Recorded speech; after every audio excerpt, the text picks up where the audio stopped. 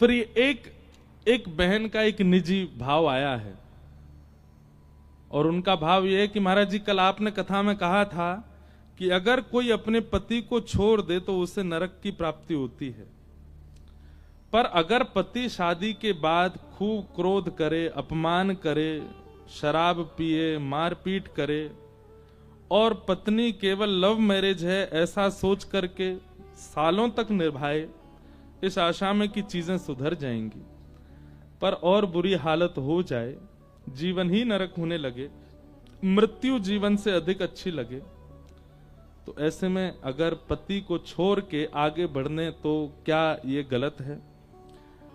जल्दी में, प्रेम में भूल हुई, पर क्या अब जीवन भर इसका ही साथ करना चाहिए? देखो, एक ऐसा स्टेटमेंट है कि शायद बहुत लोग इस स्थिति में होंगे, और हमारा इस पर कुछ भी कहना कहीं कहीं गलत भी हो सकता है और कहीं कहीं ठीक भी हो सकता है। बहुत ध्यान से सुनिएगा, हम भागवत जी की बात कह रहे हैं। पति को छोड़ने के लिए मना किया गया था कल की कथा में, पर पति हो तो, पति का मतलब क्या होता है? रक्षक। अगर आपके स्वभाव का, अगर आपकी मर्यादा का, आपके पत्नित्व का, आपके संबंध का अगर वो रक्षा करता तो ही वो पति है। अगर वो रक्षक नहीं है, अपने पतित्व का निर्वहन नहीं कर रहा, तो वो पति भी तो नहीं है ना। श्रीमद् भागवत जी कहती हैं, गुरुर न सस्यात्, स्वजनो न सस्यात्, दैवम न सस्यात्, पत्निश्च सस्यात्, पतिश्च सस्यात्।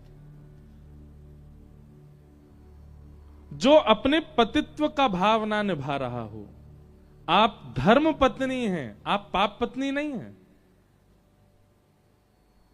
विवाह के बाद पति के बाम में बैठ करके उसके धर्म को बढ़ाने की क्रिया आपकी। अगर आपके बिना वो कोई भी धर्म करेगा, विवाह के बाद उसको फल नहीं मिलेगा, क्योंकि आप धर्म पत्नी हैं। आपके द्वारा ही धर्म उसको प्राप्त होगा। अगर वो इस बात का सम्मान नहीं करता है, पत्नी के प्रति वो भावना नहीं रखता है जो होनी चाहिए, और सबसे बड़ी बात, पति शब्द का जो अर्थ है रक्षक, वो रक्षक का दायित्व नहीं निभाता है, तो ऐसे में निर्वहन करना उचित नहीं। भागवत जी कहती हैं, उस पति का त्याग करो जो भगवत मिलन में बाधा बने। अब सतियों के चरित्र अगर आप पढ़ोगे तो सतियों के चरित्र में तो ऐसा आया कि पति कैसा भी है, पर सती कन्या ने उसका त्याग नहीं किया, उसके संग निर्वहन करती रही, फिर उसके सतित्व पर ठाकुर जी रीझ गए। पर अगर आप सतित्व नहीं निभा पा रहे हैं और कहीं ना कहीं आप ठाकुर जी से विमुख होते जा रहे हैं, भक्ति से विमुख होते जा रहे हैं, पारिवारिक भावना, बालकों का,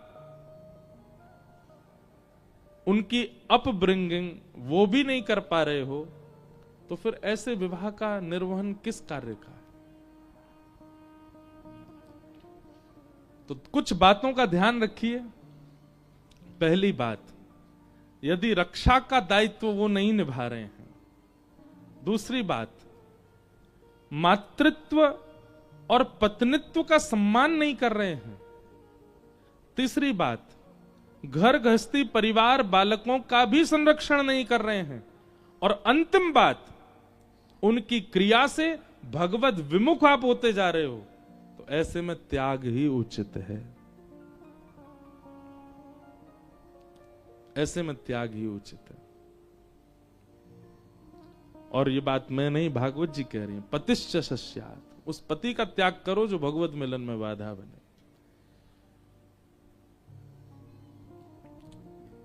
घर की भीतर की, अब आप ज्यादा अनुभवी हैं, मेरा तो अभी अनुभव नहीं विवाह का, पर एक बात कहें, भ्रमण करने से बहुत अनुभव हो जाता है। हम इतना भ्रमण करते हैं, इतनी जगह जाते हैं, इतने लोगों से मिलते हैं कि अनुभव हो जाता है।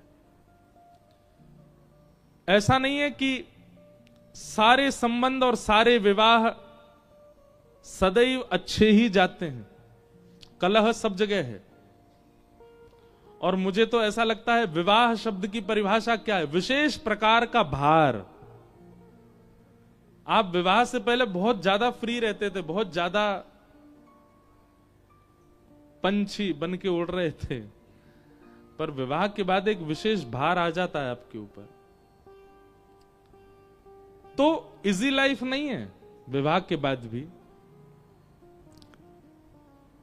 लेकिन ऐसी नारकीय लाइफ भी तो नहीं होनी चाहिए ना, ऐसी नरक भरी जीवन भी तो नहीं होना चाहिए। अब देखो इसमें एक चीज है, आपने उसमें एक बात और कही कि आपने प्रेम के वश होकर के और जल्दीबाजी में निर्णय लिया, तो आप दंड मिल भी तो रहा है आपको। अब दंड भोग लिया, अब उसके बाद हमारे हिसाब से तो जो रक्षक पति का दायित्व ही नहीं निभा रहा है, माता का सम्मान ही नहीं कर रहा है, बालकों की परवरिश की चिंता नहीं और भगवत विमुख आपको कर रहा है, ऐसे में त्याग उचित। ये तो हमारी बात। और हम जाते जाते एक बात और कहेंगे,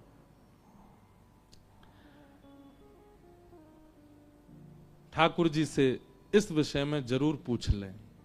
हमें ऐसा विश्वास है ठाकुर जी उचित उत्तर देते हैं।